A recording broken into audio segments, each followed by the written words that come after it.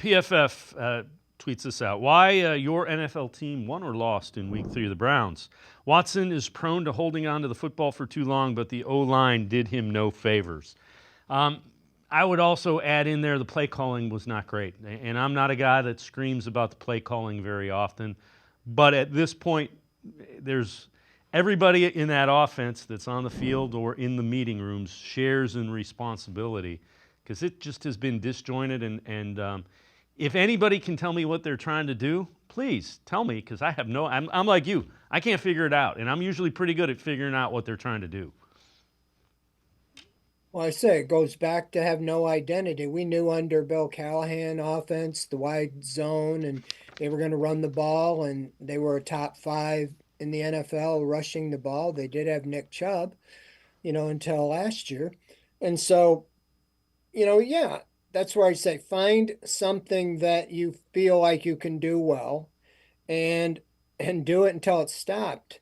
Like I said, it's almost like they outthought themselves. Okay, the Jaguars, we tricked them and we ran the ball under over 120 yards using extra offensive linemen. So we're not going to use that against the Giants because it worked so well against Jacksonville, and they'll probably figure that out and stop it. Well, then they end up running the ball 7 times in the first half, is all for 7 yards. And so, I mean, that's just not going to get it done any day of the week. By then, you're behind. And what happens is the Giants just totally, went after Watson because the Browns had to throw the ball. So I think you have to take the approach. The Jacksonville game, the Browns attacked them and dictated, that was similar to what the Giants did to the Browns in the fact that the Browns could have put that game away at halftime, just like the Giants pretty much did in the first half. But the Browns kept Jacksonville in the game and almost lost it. So they have to dictate that. I almost think if you win the toss, take the ball and go down and dictate it. Sometimes, you're so worried about the second half kickoff that you're behind and then there's nothing you can do. You're playing catch up. And so this team isn't built to play catch up right now. The defense really didn't help them with those back-to-back long drives. They're celebrating on an interception with a penalty for 20 seconds or so.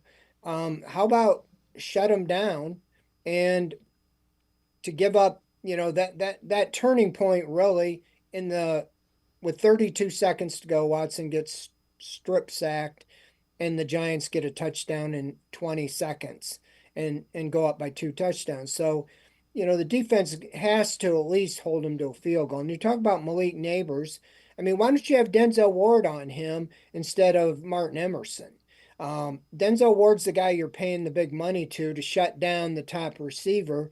And when he ended up playing 90% of the snaps, so it wasn't like he wasn't available, put him wherever Neighbors goes. Usually they've done that with Ward. For whatever reason, against the Giants, they did left side, right side.